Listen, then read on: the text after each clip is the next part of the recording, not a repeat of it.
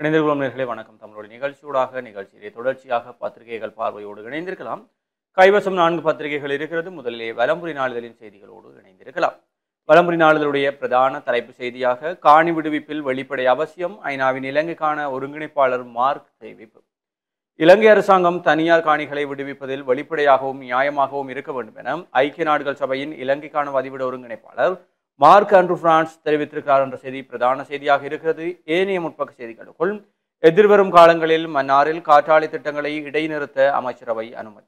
எதிர்வரும் காலங்களில் மன்னாரில் காற்றாலை மின் உற்பத்தி திட்டங்களை நடைமுறைப்படுத்துவதை இடைநிறுத்துவதற்கு அமைச்சரவை அனுமதி வழங்கியிருக்கிறது. நாடளாவிய ரீதியில் மீள் புதுப்பிக்கப்படும் வளங்களின் விரிவாக்க திட்டத்திற்கு அமைய அதிகளவான காற்று ஆற்றல் வளம் கொண்ட பிரதேசமாக அடையாளம் காணப்பட்டிருக்கக்கூடிய மன்னார் தீவில் 3 காற்றாலை மின் உற்பத்தி திட்டங்கள் திட்டமிடப்பட்டிருக்கின்றன. குறித்த கருத்திட்டங்களில் ஒரு கருத்திட்டமான தம்பபவனி காற்றாலை மின் உற்பத்தி நிலைய நடவடிக்கைகள் 2021 ஆண்டில் ஆரம்பிக்கப்பட்டது. ஏனைய கருத்திட்டங்களான 20 மெகாவாட் காற்றாலை மின் உற்பத்தி மற்றும் 50 மெகாவாட் காற்றாலை மின் உற்பத்தி நடவடிக்கைகள் முறையே 2 தனியார் நிறுவனங்களால் 2025 டிசம்பர் மற்றும் 2026 டிசம்பர் மாதத்தில் ஆரம்பிப்பதற்கு திட்டமிடப்பட்டிருக்கிறது. பிரதேச மக்கள் சமர்ப்பித்திருக்கக்கூடிய சுற்றாடல் மற்றும் சமூக பிரச்சனைகளை கருத்தில் கொண்டு மன்னார் தீவு மக்களின் விருப்பமின்றி தொடர்ந்தும் குறித்த பகுதியில் காற்றாலை மின் உற்பத்தி கருத்திட்டத்தை நடைமுறைப்படுத்த வேண்டாம் என ஜனாதிபதியினால் தொடர்புடைய அதிகாரிகளுக்கு அறிவிக்கப்பட்டுள்ளதாக வலுசக்தி அமைச்சரால் அமைச்சரவைக்கு தெளிவுபடுத்தப்பட்டிருக்கிறது. அதற்கமைய நடவடிக்கைகளை மேற்கொள்வதற்கு அமைச்சரவை அனுமதி வழங்கியிருக்கிறது என்ற செய்தியும் கட்டமிடப்பட்ட செய்திகளாக சங்குப்புட்டியில் பெண் சடலமாக மீட்பு, பிரதான சந்தேக நபரான தபில் வித்துவான் கைது. பூநகரி சங்குப்புட்டி பாலத்துக்கு அருகில் அண்மையில் பெண்ணொருவர் சடலமாக மீட்கப்பட்ட சம்பவத்துடன் தொடர்புடைய பிரதான சந்தேக நபரான யாழ்ப்பாணத்தை சேர்ந்த தவில் வித்துவான் கைது செய்யப்பட்டிருக்கிறார். குப்லான் பகுதியை சேர்ந்த தவில் வித்துவான் நேற்று செவ்வாய்க்கிழமை அதிகாலை வேளையில் கிளிநொச்சி மாவட்ட குற்றத்தடுப்பு பிரிவினரால் கைது செய்யப்பட்டிருக்கிறார். சந்தேக நபரிடம் மேற்கொள்ளப்பட்ட மேலதிக விசாரணைகளின் அடிப்படையில் படுகொலை செய்யப்பட்ட பெண் அணிந்திருந்த சுமார் 10 பவுன் நகையை சுன்னாகம் பகுதியில் உள்ள தனியார் நிதி நிறுவனத்தில் அடகு வைத்து 17 லட்சம் ரூபாய் பணத்தினை பெற்று அப்பணத்தினை தனது சொந்த தேவைகளுக்காக செலவழித்ததாகவும் தெரிவித்திருக்கிறார். அதன் அடிப்படையில் குறித்த தனியார் நிதி நிறுவனத்தில் அடகு வைத்த நகைகளை போலீசார் மீட்டிருக்கிறார்கள். சந்தேக நபரை நீதிமன்றத்தில் முற்படுத்தி மேலதிக விசாரணைகளுக்காக 72 மணித்தியால போலீஸ் காவலில் தடுத்து வைத்து விசாரணை செய்ய நீதிமன்றத்தில் போலீசார் அனுமதி கோர உள்ளதாகவும் தெரிவிக்கப்படுகிறது என்ற செய்தி. சுன்னாகம் சூறாவத்தையில் வன்முறை கும்பல் வீடு புகுந்து அட்டகாசம் என்ற ஒரு கட்டமிடப்பட்ட செய்தியும், அதேபோல வெட்டுக்காயங்களுடன் இளம் குடும்ப பெண் வவுனியாவில் சடலமாக மீட்பு என்ற செய்தியும், வவுனியா பூம்புகாரில் களத்தில் வெட்டுக்காயங்களுடன் இளம் குடும்ப பெண் ஒருவர் நேற்று சடலமாக மீட்கப்பட்டிருக்கிறார். இதில் அதே பகுதியை சேர்ந்த சிந்துயா வயது 25 என்ற ஒரு பிள்ளையின் தாயை சடலமாக மீட்கப்பட்டிருக்கிறார். குறித்த பெண் அவரது கணவர் மற்றும் குழந்தையுடன் வீட்டில் இருந்துள்ளதாக கூறப்படுகிறது. இந்த நிலையில் உயிரிழந்த பெண்ணின் தாயார் பணி நிமித்தம் வெளியில் சென்றுவிட்டு மாலை வீட்டிற்கு சென்று வந்து பார்த்தபோது தனது மகள் சடலமாக கிடந்ததை கண்டு அதிர்ச்சி அடைந்திருக்கிறார். கழுத்து பகுதியில் கூரிய ஆயுதத்தால் வெட்டப்பட்டமையால் குறித்த மரணம் நிகழ்ந்திருக்கலாம் என போலீசார் சந்தேகிக்கின்றனர். இதேவேளை பெண்ணின் கணவரும் அவரது 2 வயதான பெண் குழந்தையும் மாயமாகி இருக்கிறார்கள். சம்பவம் தொடர்பாக ஈச்சங்குளம் போலீசாருக்கு தெரியப்படுத்தப்பட்ட நிலையில் சம்பவ இடத்திற்கு சென்ற போலீசார் விசாரணைகளை முன்னெடுத்து வருகிறார்கள் என்ற செய்தியும் கட்டமிடப்பட்ட செய்திகளுக்குள் காரைநகர் மணல்பட்டியில் குளவிக்கொட்டு கிழக்கான குடும்பஸ்தர் பலி என்ற ஒரு செய்தி, அதேபோல உடுவிலில் கிணற்றிலிருந்து குடும்பஸ்தரின் சடலம் மீட்பு, யாழில் கடன் தொல்லையால் விபரீத முடிவெடுத்தவர் மரணம் என்ற செய்தியும், நிமோனியா தொற்றால் கந்தரோடையில் ஒருவர் மரணம் என்ற செய்திகள் கட்டமிடப்பட்ட செய்திகளாக இருக்கிறது. ஏனைய முற்பக்க செய்திகளுக்குள் கோம்பியர் மணல் மின்தகன மேடையில் 930 கிலோ கஞ்சா தீயிட்டு முற்றாக அழிப்பு. யாழ்ப்பாணத்தில் கடந்த காலங்களில் கைப்பற்றப்பட்ட 930 கிலோ கேரளா கஞ்சா தீயிட்டு அழிக்கப்பட்டிருக்கிறது. தொடர்ச்சியாக அந்த செய்தியை பார்க்கையில் யாழ்ப்பாண நீதவான் நீதிமன்ற மற்றும் மேலதிக நீதவான் நீதிமன்ற நியாயாதிக்க எல்லைகளுக்கு உட்பட்ட கடந்த காலங்களில் பல்வேறு நடவடிக்கைகளின் போது மீட்கப்பட்ட கஞ்சா போதைப் பொருள் சான்று பொருட்களாக நீதிமன்றத்தில் பாரப்படுத்தப்பட்டிருந்தது. அது தொடர்பான வழக்கு விசாரணைகளை தொடர்ந்து 930 கிலோ கஞ்சாவையும் தீயிட்டு அளிக்க மன்று உத்தரவிட்டது. அதன் அடிப்படையில் கோம்பையன் மணல் மயான மின்தகன முறையில் கஞ்சா போதைப் பொருள் தீயிட்டு முற்றாக அளிக்கப்பட்டது. யாழ்ப்பாண நீதவான் நீதிமன்ற நீதிவான் மற்றும் மேலதிக நீதிவான் ஆகிய இருவரின் நேரடி கண்காணிப்பில் அவை அளிக்கப்பட்டமை குறிப்பிடத்தக்கது என்ற செய்தியும், இந்தியாவின் சந்தையை அணுகுவதனால் தொழில்துறையை முன்னேற்றலாம், சஜித்திடம் இந்திய நிதியமைச்சர் தெரிவிப்பு என்ற செய்தி. அதேபோல மன்னாரில் விபத்து, ஒருவர் பலி என்ற செய்திகள் வலம்புரியினுடைய முற்பக்க செய்திகளாக இருக்கிறது. தொடர்ச்சியாக உட்பக்க செய்திகளுக்குள் பாடசாலை நேர அதிகரிப்பு சர்ச்சை, போராட்டத்தில் குதிக்கும் ஆசிரியர் சங்கம். பாடசாலை நேரத்தை அதிகரிக்கும் தீர்மானத்தை ரத்து செய்ய அரசாங்கம் நாளை மறுதினம் 7ஆம் தேதி வரையில் கால அவகாசம் வழங்குவதாக ஆசிரியர் அதிபர் தொழிற்சங்க கூட்டணி அறிவித்திருக்கிறார்கள் என்ற செய்தியும், அதிகரிக்கும் டெங்கு நோயாளர்கள் வைத்திய ஆலோசனை பெறுமாறு அறிவுறுத்தும். டெங்கு நோயாளர்களின் எண்ணிக்கை அதிகரித்துள்ளதாக சுகாதார அமைச்சின் தேசிய டெங்கு கட்டுப்பாட்டு பிரிவு தெரிவித்திருக்கிறது. நாட்டின் 11 மாவட்டங்களில் இவ்வாறான நோயாளர்களின் எண்ணிக்கை அதிகரிப்பு பதிவாகி இருக்கிறது.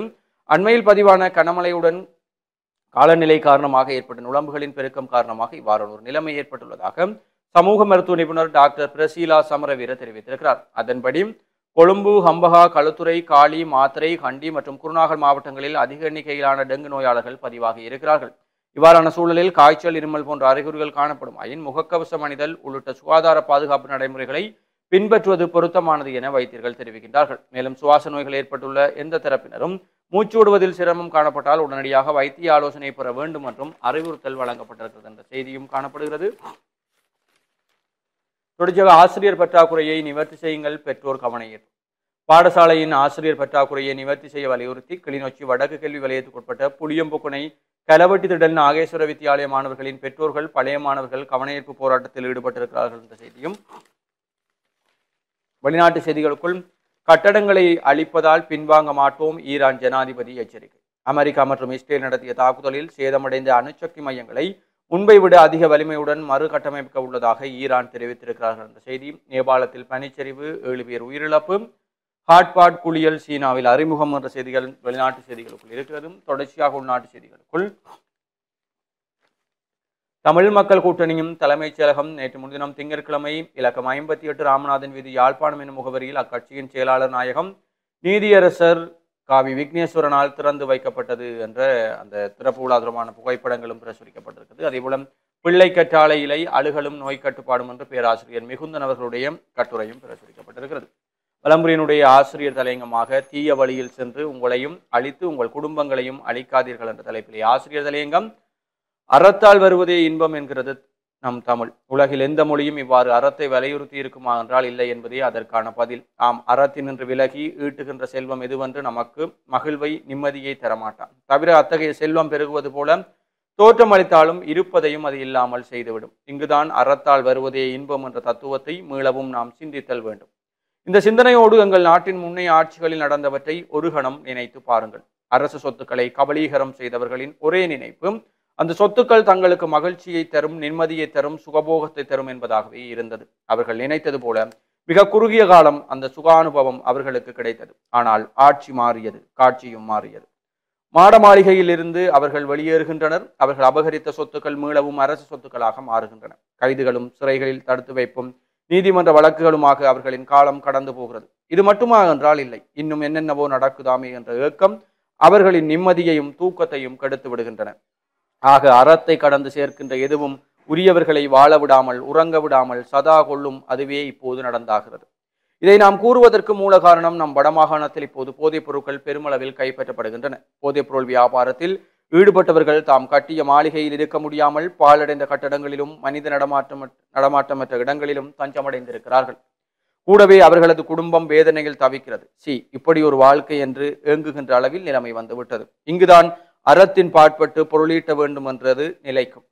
மாறாக மற்றதெல்லாம் அலைக்கும், உழைக்கும், வாழ்வை தொலைக்கும். கவனம் என்று தீய வழியில் சென்று உங்களையும் உங்கள் குடும்பத்தையும் அழிக்காதீர்கள் என்று வலம்புரியுடைய ஆசிரியர் தலையங்கம் அதுவாக காணப்படுகிறது. தொடர்ச்சியாக உள்நாட்டு செய்திகளுக்குள் போதைப்பொருள் மாஃபியாக்களை வடக்கிலிருந்து துரத்தி அடிப்போம், அமைச்சர் சந்திரசேகர் உறுதி. போதைப்பொருள் மாஃபியாக்கள் குற்றச்செயல்களில் ஈடுபடும் தரப்புகளை வடக்கு மண்ணிலிருந்து துடைத்தெறிவோம் என கடத்தொழில் அமைச்சர் ராமலிங்கம் சந்திரசேகர் உறுதிபட தெரிவித்திருக்கிறார். யாழ்ப்பாண மாவட்ட செயலகம் மற்றும் சாகவச்சேரி பிரதேச செயலகம் இணைந்து நடாத்திய நடமாடும் சேவை சாகவச்சேரி பிரதேச செயலகத்தில் நேற்று இடம்பெற்றது. இந்த நிகழ்வில் கலந்து கொண்டு உரையாற்றும் போதே அமைச்சர் இதனை தெரிவித்தார். மேலும் அவர் தெரிவிக்கும் போதும் போதைப்பொருள் விற்பனையாளர்கள், கஞ்சா கடத்துபவர்கள் மற்றும் வாழ்வெட்டு குழுவினரால் யாழ் மாவட்டம் சீரழிந்து வருகிறது. எனவே இவற்றுக்கு முடிவு கட்டி சுமூக நிலையை தோற்றுவிக்குமாறு யாழ் மாவட்ட மக்கள் கோரிக்கை விடுத்திருக்கிறார்கள். தற்போது போதைப்பொருள் கும்பல் மற்றும் பாதாள உலக குழு உறுப்பினர்களின் செயற்பாடுகளுக்கு முற்றுப்புள்ளி வைக்கப்பட்டு வருகிறது. போதைப் பொருளுக்கு எதிரான கூட்டு நடவடிக்கை நாடு தழுவிய ரீதியில் ஆரம்பிக்கப்பட்டுள்ளது. பாதாள குழு பின்னணியில் கருப்பு நிர்வாக பொறிமுறையே உள்ளது. இதற்கு உதவும் சில நபர்கள் எல்லா இடங்களிலும் இருக்கவே செய்கிறார்கள். இதன் பின்னணியில் கருப்பு பணம் புகுந்து விளையாடுகின்றது. இந்த நிலைமையை கண்டும் காணாதது போல இருக்க முடியாது. அது எமது இளைய தலைமுறையினருக்கு இழைக்கக்கூடிய மிக பெரும் துரோகம். எனவே இந்த யுகத்துக்கு முடிவு கட்டப்படும். மக்களால் சட்டபூர்வமாக செயற்படும் அரசாங்கம் தான் நாட்டை ஆள வேண்டும். கருப்பு உலகத்தால் நிர்வாகத்தை முன்னெடுக்க முடியாது. மக்களுக்காக செயலாற்றுவதே எமது அரசாங்கத்தின் நோக்கம். ஊழல் மோசடிகளற்ற தூய நிர்வாகத்தை நோக்கிய பயணத்துக்காக அனைவரும் ஒத்துழைப்பு வழங்க வேண்டும். குறிப்பாக அரசாங்க ஊழியர்கள் தமது ஒத்துழைப்பை வழங்க வேண்டும். அரச ஊழியர்களுக்குரிய அத்தனை வசதிகளும் செய்து கொடுக்கப்படும். போதைப் பொருளுக்கு முடிவு கட்டுவதற்குரிய சமர் ஆரம்பமாகியுள்ளது. இந்த சமரை கண்டு அஞ்ச வேண்டாம். அதற்கு பேராதரவு தாருங்கள். மக்களுக்கு தகவல் தெரியும். அதனை உரிய தரப்பினருக்கு அறிவியுங்கள். எதற்கும் அஞ்ச வேண்டாம். இளைஞர்களே முன்வாருங்கள். உங்களுக்கு பின்னால் அரசாங்கம் நிற்கும். சண்டியர்களை நொண்டியர்கள் ஆக்குவோம் என்று அமைச்சர் தெரிவித்திருக்கிறார் என்ற செய்தி. அதேபோல செல்வச்சன்னதியில் வள்ளி திருமணம். வரலாற்று சிறப்புமிக்க முருகத்தலங்களில் ஒன்றான தொண்டமனானது செல்வச்சன்னதி முருகன் ஆலய வள்ளி அம்மன் திருக்கல்யாண வைபவமானது எதிர்வரும் வெள்ளிக்கிழமை சிறப்பு இடம்பெறவிருக்கிறது. அதன் பிரகாரம் இரவு 10 மணி அளவில் வள்ளியம்மனுக்கும் முருகப்பெருமானுக்கும் திருக்கல்யாணம் நடைபெற்று முருகப்பெருமான் வள்ளியம்மையார் சமேதராய் தரிசனம் தருதலும் திருவீதி வெலம் எழுந்தருளலும் இடம்பெற இருக்கின்றன. தொடர்ந்து கந்தபுராணத்தின் இறுதி படலமான வள்ளி திருமணம் பாராயணமும் கந்தபுராண படன பூர்த்தி நிகழ்வும் இடம்பெற உள்ளமை குறிப்பிடத்தக்கது என்ற அந்த செய்தி. வீதியோரத்தில் ஆபத்தான முறையில் பனைமரம், பயணிகள் அச்சம். யாழ்ப்பாணம் அராலி பாலத்தடியிலிருந்து அராலி அம்மன் கோவிலுக்கு செல்லும் 789 பேருந்து வழித்தட வீதியில் பனைமரம் ஒன்று ஆபத்தான முறையில் காணப்படுவதால் அச்சத்தின் மத்தியில் போக்குவரத்தில் ஈடுபட வேண்டியுள்ளதாக மக்கள் விசனம் தெரிவித்திருக்கிறார்கள் என்ற செய்தி. அதேபோல முதுரை மரக்கடத்தல் போலீசாரால் முறியடிப்பு கிளிநொச்சியில் சம்பவம் என்ற செய்தியும் காணப்படுகிறது. இவைதான் வலம்புரியினுடைய முதன்மை செய்திகளாக இருக்கிறது. தொடர்ச்சியாக நிகழ்ச்சியிலே ஈழநாட்டு பத்திரிகையின் செய்திகளோடு இணைந்திருக்கலாம். ஈழநாட்டு பத்திரிகையினுடைய பிரதான தலைப்பு செய்தியாக மன்னாரில் புதிய காற்றாலைகள் இனிமேல் அமைக்கப்பட மாட்டா, முன்மொழிவுக்கு அமைச்சரவை அங்கீகாரம். மன்னார் தீவு மக்களின் விருப்பமின்றி தொடர்ந்து அங்கு புதிய காற்றாலை மின் உற்பத்தி கருத்திட்டங்களை முன்னெடுக்காமல் இருப்பது என்று முன்வைக்கப்பட்ட முன்மொழிவுக்கு அமைச்சரவை அங்கீகாரம் வழங்கி இருக்கிறார்கள் என்ற செய்தி பிரதான செய்தியாக இருக்கிறது. அதேபோல ஏனைய முற்பக்க செய்திகளுக்குள் இந்திய நிதியமைச்சரை நேற்று சந்தித்தார் சஜித் என்ற புகைப்படம் தாங்கிய செய்தியும், அரசாங்கத்தின் முயற்சிகளுக்கு வத்திக்கான் அமைச்சர் பாராட்டு. பொருளாதார அரசியல் உறுதித்தன்மையை நிலைநாட்டுவதன் மூலம் நாட்டை மீண்டும் இயல்பு நிலைக்கு கொண்டு வரும் அரசின் முயற்சிகளுக்கு வத்திக்கானின் வெளிவிகார அமைச்சர் பேராயர் போல் ரிச்சர்ட் ஹல்லாகர் பாராட்டு தெரிவித்திருக்கிறார் என்ற புகைப்படம் தாங்கிய செய்தி. பயங்கரவாத எதிர்ப்பு சட்ட வரைவு நிறைவுறவில்லை. பயங்கரவாத தடை சட்டத்துக்கு பதிலாக பயங்கரவாத எதிர்ப்பு சட்டத்தை முன்மொழியும் நடவடிக்கைகள் இன்னும் நிறைவு பெறவில்லை என தகவல்கள் தெரிவிக்கின்றன என்ற கட்டமிடப்பட்ட செய்தியும். மாவீரர் நினைவேந்தல் ஏற்பாடு, பிரதேச சபை உறுப்பினர் கைது. கடந்த வருடம் மாவீரர் நினைவேந்தலை ஏற்பாடு செய்து நடாத்தியமை தொடர்பில் தமிழரசு கட்சியின் கரைச்சி பிரதேச சபை உறுப்பினரும் யாழ் மாவட்ட பாராளுமன்ற உறுப்பினர் ஸ்ரீதரனின் சாரதியுமான பாரதிதாசன் எழில்வேந்தன் கைது செய்யப்பட்டிருக்கிறார் என்ற கட்டமிடப்பட்ட செய்தியொன்றும், அதேபோல காரைநகர் பெண் கொலை பிரதான சந்தேக நபர் கைது என்று ஏலவே பார்த்த செய்தி ஒன்றும் காணப்படுகிறது. இவை ஈழநாட்டினுடைய உட்பக்க செய்திகளாக இருக்கிறது. தொடர்ச்சியாக உட்பக்க செய்திகளுக்குள் போதைப் பொருட்களை வடக்கின் கடந்த அரசாங்கங்களை பரப்பின ஆளும் தரப்பு எம்பி குற்றச்சாட்டு. 2009ஆம் ஆண்டுக்கு பிற்பட்ட காலப்பகுதியில் வந்த அரசாங்கங்கள் திட்டமிட்ட வகையில் வடக்கு மாகாணத்தில் போதைப் பொருட்களை கொண்டு வந்தன. இவ்வாறு குற்றம் சாட்டியுள்ளார் ஆளும் கட்சியின் வன்னி மாவட்ட பாராளுமன்ற உறுப்பினரான மா ஜெகதீஸ்வரன் அவர்கள். அத்துடன் நாட்டில் ஆயுத கலாச்சாரம் மேலோங்கி இருக்கிறது. இது வடக்கு வரை வியாபித்திருப்பது வேதனைக்குரியது. இவற்றையும் நாம் படிப்படியாக கட்டுப்படுத்திக் கொண்டிருக்கிறோம் என்று அவர் மேலும் கூறினார். வவுனியாவில் தேசிய மக்கள் சக்தியின் பணிமனையில் நேற்று நடாத்திய செய்தியாளர் சந்திப்பிலேயே அவர் இதனை தெரிவித்தார். மேலும் தெரிவிக்கையில், போதைப்பொருள் மாஃபியாக்களோடும் குற்றச்செயல்களில் ஈடுபடுபவர்களோடும் தொடர்பில் இருப்பதாலேயே பாதுகாப்பும் ஆயுதமும் கோரும் நிலையில் எதிரணியினர் இருக்கிறார்கள். போதைப்பொருள் மற்றும் ஒருங்கிணைந்த குற்றச்செயல்களே நாட்டில் தற்போது முக்கிய பேசுபொருளாக உள்ளது. உண்மையிலே இந்த இரண்டும் ஒரு நாட்டுக்கு பெரும் சவால் விடுகின்ற ஒரு விடயம். அதனாலேயே எங்களுடைய அரசாங்கம் இதற்கு எதிராக தீர்க்கமான முடிவை எடுத்திருக்கிறார்கள். உண்மையிலேயே இந்த போதைப்பொருள் மாஃபியாக்கள் கடந்த அரசாங்கங்களாலும் அரசியல்வாதிகளாலும் அரவணைக்கப்பட்டு அவர்களுடைய வழிநடத்தலிலும் ஒத்துழைப்பாலுமே எமது நாடு பாரதூரமான நிலைக்கு தள்ளப்பட்டிருக்கிறது. பொறுப்புள்ள அரசாங்கம் என்ற ரீதியில் நாங்கள் போதைப் பொருளை ஒழிக்கும் செயல்பாட்டை முன்னெடுத்திருக்கிறோம். நிச்சயமாக எங்களுடைய காலப்பகுதியில் நாட்டிலிருந்து போதைப் பொருளை விரைவாக இல்லாது ஒழிப்போம். வடக்கு மாகாணத்தில் 2009ஆம் ஆண்டு யுத்தத்துக்கு முற்பட்ட காலப்பகுதியில் இப்படியான நிலைப்பாடு காணப்படவில்லை. ஆனால் 2009 ஆண்டுக்கு பிற்பட்ட காலப்பகுதியில் வந்த அரசாங்கங்கள் வடக்கு மாகாணத்தின் எதிர்கால சந்ததியை அளிக்கும் நோக்குடன் திட்டமிட்ட வகையிலே போதைப் பொருளை எங்கள் பிரதேசங்களுக்குள் கொண்டு வந்திருக்கிறார்கள். நாங்கள் வடக்கு மாகாணத்தை சேர்ந்த பாராளுமன்ற உறுப்பினர் என்ற வகையிலே நிச்சயமாக இதற்கு எதிராக முழுமூச்சாக செயல்படுவோம். குறிப்பாக ஆயுத கலாச்சாரம் மேலோங்கி இருக்கிறது. இவற்றையும் நாங்கள் படிப்படியாக கட்டுப்படுத்தி கொண்டு வருகிறோம். அது வடக்கு வரை வியாபித்திருப்பது வேதனைக்குரிய விடயமாகும். போதைப் பொருளுக்கு எதிரான செயற்பாட்டில் ஜனாதிபதி, ஆளும் கட்சி பிரதிநிதிகள் உட்பட அனைவரும் முழுமையாக நின்று செயற்படுகிறார்கள். இதன்படி எங்களுக்கு பாதுகாப்பு தான் தேவை. ஆனால் எங்களுக்கு நம்பிக்கை இருக்கிறது, எங்களது மக்கள் பாதுகாக்கப்படுவார்கள் என்று அந்த செய்தி காணப்படுகிறது. ஐஸ் போதைப் பொருளுடன் யாழ்ப்பாணத்தில் 6 பேர் கைது, ஒருவர் வழிப்பறியில் ஈடுபட்டவர் என்ற கட்டமிடப்பட்ட செய்தி. பெண் சிப்பாயிடம் வழிப்பறி சந்தேக நபர் ஐசுடன் கைது யாழ்ப்பாணத்தில் சம்பவம் என்ற செய்தியும் காணப்படுகிறது. ஈழநாட்டினுடைய இன்றைய ஆசிரியர் தலையங்கமாக தென்னிலங்கையுடன் உரையாடுதல் என்ற தலைப்பிலே ஆசிரியர் தலையங்கம் காணப்படுகிறது. அதேபோல வடமாகாண மரநடுகை மாதம் கார்த்திகை 2025 முன்னிட்டு விழிப்புணர்வு செய்தியாக உலகம் நாளை துண்டுகளாக உடைந்து அழியப் போவதாக நான் அறிந்தாலும் இன்றும் ஒரு மரத்தை நடுவேன் என்று மார்ட்டின் லூதர் ஜெர்மனிய கத்தோலிக்க மதகுரு அவர்களுடைய செய்தியை விழிப்புணர்வு செய்தியாக பிரசுரித்திருக்கிறார்கள்.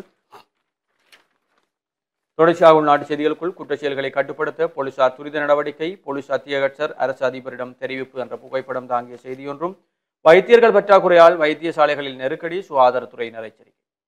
நாட்டில் நிலவும் வைத்தியர்களுக்கான கடும் பற்றாக்குறை காரணமாக வைத்தியசாலைகளில் பாரிய நெருக்கடி நிலைமை ஏற்பட்டுள்ளதாகவும் நோயாளர்களுக்கு தரமான சேவையை பெற்றுக்கொள்வதற்கு இருக்கும் உரிமை இல்லாமல் போயுள்ளதாகவும் சுகாதாரத்துறையினர் எச்சரிக்கை விடுத்திருக்கிறார்கள் என்ற செய்தியும், 2.5 லட்சம் வாகனங்கள் கடந்த 10 மாதங்களில் இறக்குமதி, 63,000 கோடி ரூபாய் வருமானம் என்ற செய்தியும், இந்திய தொழில்துறை கூட்டமைப்பை கொழும்புக்கு வருமாறு சஜித் அழைப்பு என்ற புகைப்படம் தாங்கிய செய்திகளும் காணப்படுகிறது.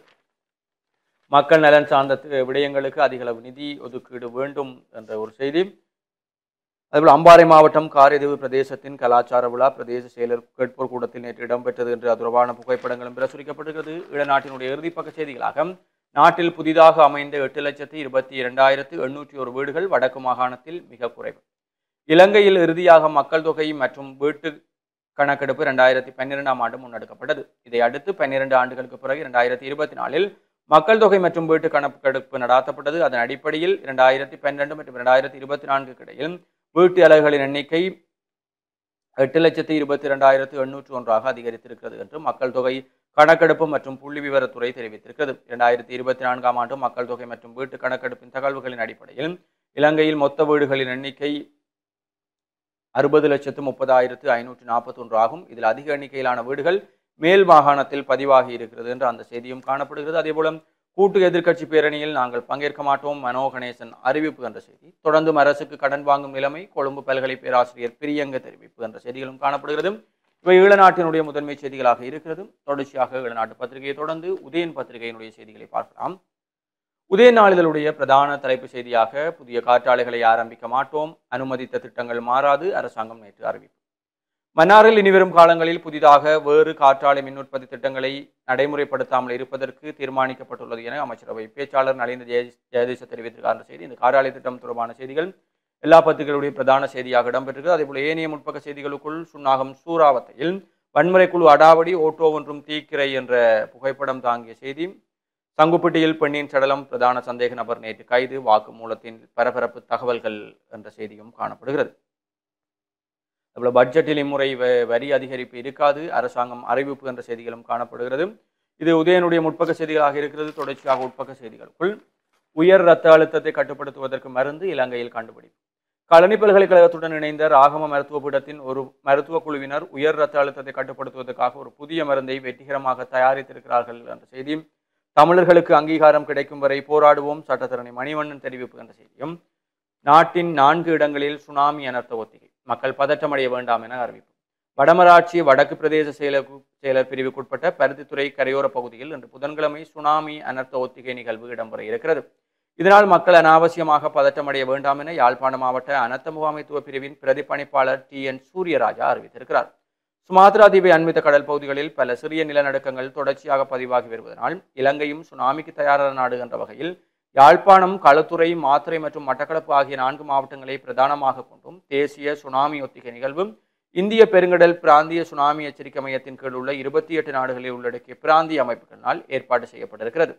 இதன் ஒரு பகுதியாக யாழ்ப்பாணம் மாவட்டத்தின் வடமராட்சி வடக்கு பிரதேச செயலர் பிரிவுக்குட்பட்ட J401 சுப்பர்மடம் கிராமத்தில் இன்று புதன்கிழமை காலை 9 மணிக்கு இந்த சுனாமி ஒத்திகை நிகழ்வு நடைபெறவிருக்கிறது.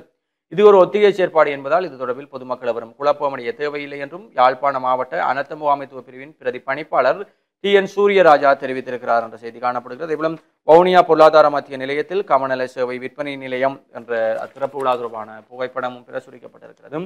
சாதனையாளர் மிதுன்ராஜ் மதிப்பளிப்பு என்ற புகைப்படம் தாங்கிய செய்திகள். அதேபோல் உதயனுடைய ஆசிரியர் தலையங்கமாக பிள்ளையார் பிடிக்க போய் என்ற தலைப்பிலே ஆசிரியர் தலையங்கமும் காணப்படுகிறது. கழிப்பறை வசதிகளின்றி நாட்டில் 13,000 குடும்பங்கள், நாட்டில் 13,000க்கும் அதிகமான குடும்பங்கள் கழிப்பறை வசதியின்றி உள்ளன என்று மக்கள் தொகை கணக்கெடுப்பு மற்றும் புள்ளி விவர திணைக்களத்தின் தரவுகள் குறிப்பிட்டிருக்கிறது என்ற செய்தி. தொடர்ச்சியாக தமிழர்கள் புலம்பெயர்வதாலேயே குடித்தொகை பெரம்பலில் வீழ்ச்சி, கலாசாலை அதிபர் லலீசன் சுட்டிக்காட்டுகின்ற செய்தியும் காணப்படுகிறது. அதேபோல மனைவியின் இறுதிச் சடங்கன்று கணவனும் உயிரிழந்த சோகம். மனைவியின் இறுதிச் சடங்கன்று கணவனும் உயிரிழந்த சம்பவம் ஒன்று கேகாலையில் இடம்பெற்றிருக்கிறது. கேகாலை புனித மேரி பெண்கள் கல்லூரியின் முன்னாள் ஆசிரியரான குணதாச அதிகாரி ஆராய்ச்சி வயது 77, எழுத்தாளர் தலதா விஜயரத்ன வயது 76 ஆகியோர் இவ்வாறு உயிரிழந்திருக்கிறார்கள். இவர்கள் ஆஸ்திரேலியாவில் வசித்து வந்திருக்கிறார்கள். மனைவியின் உடல்நிலை பாதிப்பு காரணமாக இருவரும் இலங்கைக்கு திரும்பினர். எனினும் கடந்த வெள்ளிக்கிழமை மனைவி உயிரிழந்திருக்கிறார்.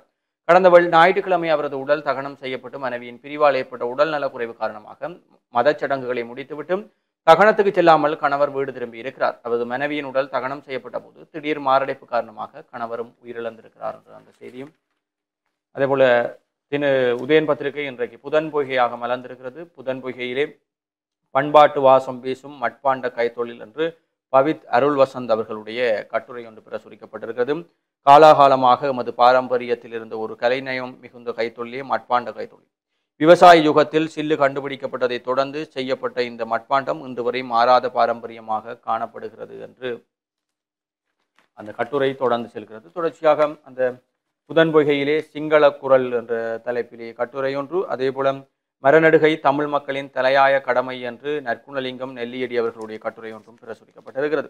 அதேபோல செம்மணி போராட்டத்தில் சிங்கள குரல் யனுக்சி ஸ்ரீகாந்தன் அவர்களுடைய கட்டுரையும், நினைவுகளில் இன்றும் கெந்தல் கோடு என்று பானுசானிமல் அவர்களுடைய கட்டுரையும் பிரசுரிக்கப்பட்டிருக்கிறது. மழைக்கால பூஞ்சன தொற்று தனி சுகாதாரம் பேணுவோம் என்று மருத்துவர் ப சாயந்தன் அவர்களுடைய எச்சரிக்கை கட்டுரை ஒன்று பிரசுரிக்கப்பட்டிருக்கிறது.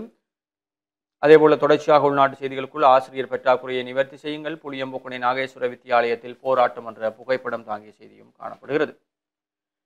மருந்து விசிறப்பட்ட பழங்கள் விற்பனை, மக்கள் விசனம். யாழ்குடா நாட்டில் மருந்தடிக்கப்பட்டு பழுக்க வைத்த மாம்பழம் மற்றும் வாழைப்பழங்கள் விற்பனை செய்யப்பட்டு வருகின்றது என்று மக்கள் விசனம் தெரிவித்திருக்கிறார்கள். மாம்பழங்கள் காய் மற்றும் பிஞ்சு பருவங்களிலேயே பறிக்கப்பட்டு மருந்து மூலம் பழுக்க வைக்கப்பட்டு சந்தைக்கு கொண்டு செல்லப்படுகின்றன. இந்த மாம்பழங்கள் உட்கொள்வதன் மூலம் உடலுக்கு தீங்கு ஏற்படுவதோடு உயிர் ஆபத்துகளும் ஏற்படக்கூடும். எனவே சுகாதார விதிமுறைகளை மீறி மக்களுக்கு கேடு விளைவிக்கும் வகையிலான இந்த செயற்பாடுகளை கண்காணித்து சுகாதார பிரிவினர் உரிய நடவடிக்கை எடுக்க வேண்டும் என்று மக்கள் கோரிக்கை விடுத்திருக்கிறார்கள் என்ற செய்தியும் காணப்படுகிறது. தொடர்ச்சியாக வவுனியா மாணவனின் மாதிரிகள் கொழும்புக்கு அனுப்பி வைப்பு என்ற செய்தியும், டிப்பர் மோட்டார் சைக்கிள் விபத்து, இளம் குடும்பத் தலைவர் சாபு, தெல்லிப்பளையில் துயரம் என்ற செய்திகளும் காணப்படுகிறது. இவை உதயன் பத்திரிகையினுடைய முதன்மை செய்திகளாக இருக்கிறது.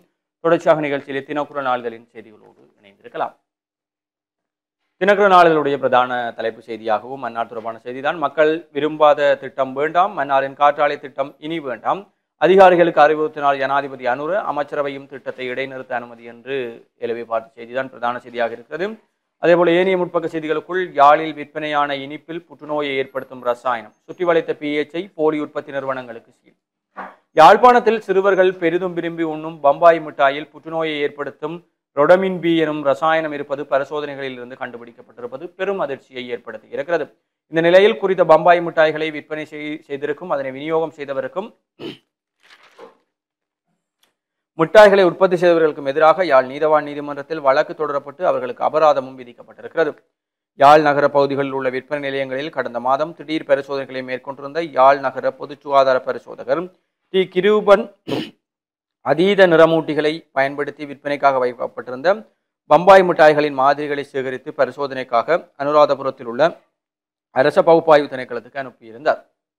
இவ்வாறு அனுப்பப்பட்ட மாதிரிகளின் பரிசோதனை அறிக்கை கிடைக்கப்பட்ட போது அந்த மிட்டாய்களில் சேர்க்கப்பட்ட நிறமூட்டி உடல் நலத்திற்கு ஊறு விளைவிக்கும் நச்சு பதார்த்தத்தை கொண்ட கோழிச்சாயத்தில் காணப்படும் ரொடமின் பி இருப்பது உறுதிப்படுத்தப்பட்டிருக்கிறது. இதனை அடுத்து மாதிரிகள் சேகரிக்கப்பட்ட விற்பனை நிலைய உரிமையாளர்களிடமிருந்து குறித்த மிட்டாய் தொடர்பில் உற்பத்தி நிலையங்கள் தொடர்பில் தகவல் சேகரிக்கப்பட்டது.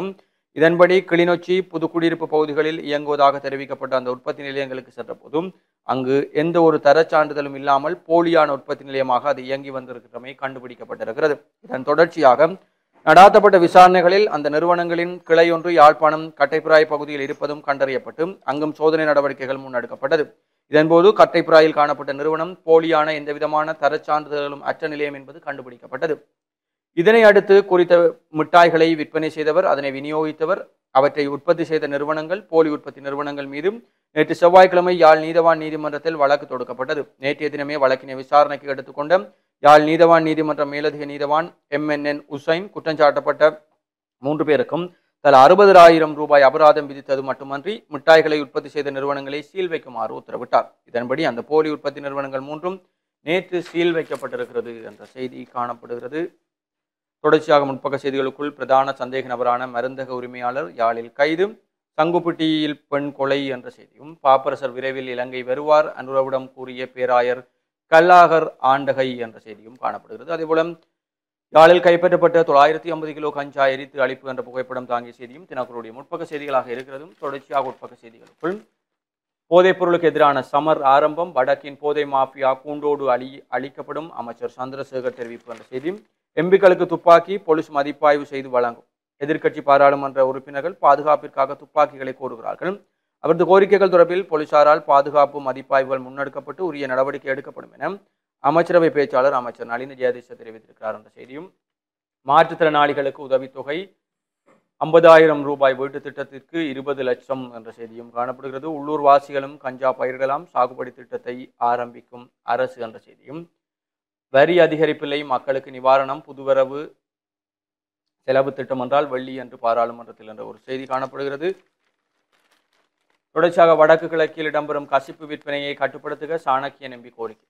எதிர்வரும் வரவு செலவு திட்டத்தில் பெட்ரோலிய பொருட்கள் உட்பட ஏனைய பொருட்களுக்கான விலைகள் குறைக்கப்பட்டு மக்கள் நலம் சார்ந்த விடயங்களுக்கு அதிகளவான நிதியை ஒதுக்கீடு செய்ய ஜனாதிபதி நடவடிக்கை எடுக்க வேண்டும் என பாராளுமன்ற உறுப்பினர் இரா சாணக்கியன் வேண்டுகோள் விடுத்திருக்கிறார். அரசாங்கம் போதைப் பொருளுக்கு எதிராக முன்னெடுக்கும் நடவடிக்கைகளை வரவேற்பதுடன் வடக்கு கிழக்கில் நடைபெற்று வரும் கசிப்பு விற்பனையையும் கட்டுப்படுத்த நடவடிக்கை எடுக்க வேண்டும் என அவர் கோரியிருக்கிறார் என்ற செய்தி, விசேட அதிரடிப்படைக்கும் மோட்டார் சைக்கிள்கள் கொள்வனவுக்கு அனுமதி என்ற செய்தியும் காணப்படுகிறது. தொடர்ச்சியாக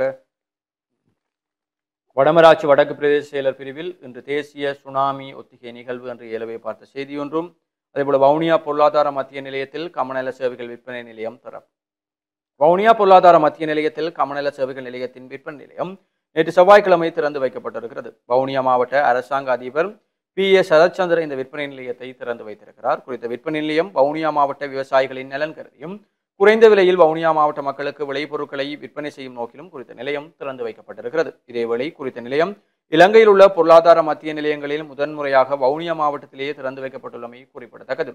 கமநல அபிவிருத்தி திணைக்கள உதவி ஆணையாளர் க விமரூபன் தலைமையில் இடம்பெற்ற நிகழ்வில் வவுனியா மாவட்ட மேலதிக அரசாங்க அதிபர் நா கமலதாசன், தேசிய ரசாயன உரச்செயலக பிரதி பணிப்பாளர் SMFP விஜயவர்த்தன, கமநல அபிவிருத்தி திணைக்கள மேலதிகாரி ஆணையாளர் MA விக்ரமராட்சி மற்றும் விவசாய சம்மேளன தலைவர் ஆகியோர் கலந்து கொண்டார்கள் என்று அந்த செய்தியும் காணப்படுகிறது. பேசாலை வைத்தியசாலைக்கு குடிநீர் வசதி ஏற்படுத்துமாறு ரவிகரன் எம்பி வலியுறுத்தும். மன்னார் பேசாலை பிரதேச வைத்தியசாலைக்கு உடனடியாக குடிநீர் வசதி ஏற்படுத்துமாறு வன்னி மாவட்ட நாடாளுமன்ற உறுப்பினர் துரைராசா ரவிகரன் வலியுறுத்தி இருக்கிறார் என்ற செய்தியும், அதேபோல போதைப் பொருளுக்கு எதிரான நிதி சேகரிப்பு கோப்பாய் சமுர்த்தி வங்கிக்கு விருது. போதைப் பொருளுக்கு எதிரான நிதி சேகரிப்பு வேலை திட்டத்தில் அதிகூடிய நிதி சேகரிப்பில் ஈடுபட்ட தேசிய ரீதியில் முதலிடம் பிடித்த கோப்பாய் சமுர்த்தி வங்கியின் கோப்பாய் மத்திய பிரிவின் விபுலானந்த சமுர்த்தி சமுதாய மட்ட அமைப்பினர் விருது வழங்கி கௌரவிக்கப்பட்டிருக்கிறார்கள் என்று அந்த விருது வழங்கல் தொடர்பான புகைப்படமும் பிரசுரிக்கப்பட்டிருக்கிறது. ஸ்ரீபவானந்தராயா நியமனம். காரைநகர் மற்றும் சண்டிலிப்பாய் பிரதேச ஒருங்கிணைப்பு குழு தலைவராக யாழ் மாவட்ட நாடாளுமன்ற உறுப்பினர் ஸ்ரீபவானந்தராயா பொது நிர்வாக மாகாண சபைகள் மற்றும் உள்ளூராட்சி அமைச்சினால் நியமிக்கப்பட்டிருக்கிறார் என்ற செய்தியும் காணப்படுகிறது. 30 லட்சம் ரூபாய் பெறுமதியான முதிரை குட்டிகள் கைப்பற்றல் புதுக்குடியிருப்பில் சம்பவம் என்ற செய்தி. தொடர்ச்சியாக வெளிநாட்டு செய்திகளுக்குள் பாகிஸ்தான் வடகொரியா போன்றனவும் அணு ஆயுத சோதனையில் ஈடுபட்டிருக்கின்றன. ஆசிய பயண நிறைவில் ட்ரம்ப் குற்றச்சாட்டு மறுக்கிறது சீனா என்ற செய்தி. இலங்கையில் தடுத்து வைக்கப்பட்டிருக்கக்கூடிய தமிழக மீனவர்களை விடுவிக்க உடன் நடவடிக்கை எடுங்கள் ஸ்டாலின் வலியுறுத்து என்ற செய்தியும், பிரிட்டன் கத்திக்குத்து சம்பவம் ஒரு பயங்கரவாத தாக்குதல் அல்ல என்ற செய்திகளும் வெளிநாட்டு செய்திகளுக்குள் இருக்கிறது. தொடர்ச்சியாக உள்நாட்டு செய்திகளுக்குள் குற்றங்களை ஊக்குவித்துவிட்டு ஜனாதிபதி தன்னை வீரனாக காண்பிக்க முயற்சி செய்கிறார். பாதாள உலக குழுக்களை கட்டுப்படுத்தல் மற்றும் போதைப்பொருள் ஒழிப்பு நடவடிக்கைகளுக்கு ஒத்துழைப்பை வழங்க தாம் தயாராக உள்ளதாக கூறியுள்ள பொதுஜன பெரமுனவின் பொதுச் செயலாளர் சாகர காரியவசம் நாட்டில் குற்றங்களை ஊக்குவித்துவிட்டு ஜனாதிபதி அதன் மூலம் வீரனாக நினைப்பதாகவும் தெரிவித்திருக்கிறார் என்ற செய்தியும் காணப்படுகிறது. அரசாங்கத்தின் தன்னிச்சையான தீர்மானங்களை ஏற்க தயாரில்லை, கல்வி மறுசீரமைப்பு குறித்து பிரதமர் விளக்க வேண்டும் என்ற செய்தியும் காணப்படுகிறது. தினக்குரலுடைய இறுதிப்பக்க செய்திகளுக்குள் சஞ்சு சாம்சன் செல்லப்போகும் IPL அணி டெல்லியா என்ற கேள்வியோடு IPL தொடர்பான விளையாட்டு செய்தி ஒன்று. கபில்தேவ் டோனியுடன் இணைந்த கர்மன்பிரீத் கவுர் என்று இந்திய அணியினுடைய இந்த உலக கிண்ணங்கள் தொடர்பான செய்தியும், லக்னோ சூப்பர் ஜெயன்ஸ் அணியின் கிரிக்கெட் இயக்குநராக டொம் மூடி என்ற செய்தியும், ICC அறிவித்துள்ள கனவு அணியில் இந்திய வீராங்கனைகள் 3, அதேபோல கெயில் பங்கேற்ற T20 தொடரின் ஏற்பாட்டாளர்கள் தப்பியோட்டம், கோட்டலில் சிக்கியுள்ள வீரர்கள் என்ற செய்திகளும் விளையாட்டு செய்திகளுக்குள் காணப்படுகிறது. இவை தினக்குரலுடைய முதன்மை செய்திகளாகவும் இன்றைக்கு புலந்திருக்கக்கூடிய 4 நாளிதழ்களுடைய முதன்மை செய்திகளாகவும் இருக்கிறது. தொடர்ந்து இணைந்திருங்கள் நேயர்களே. சிறிய ஒரு விளம்பர இடைவேளைக்கு பிறகு மீண்டும் சந்திப்போம்.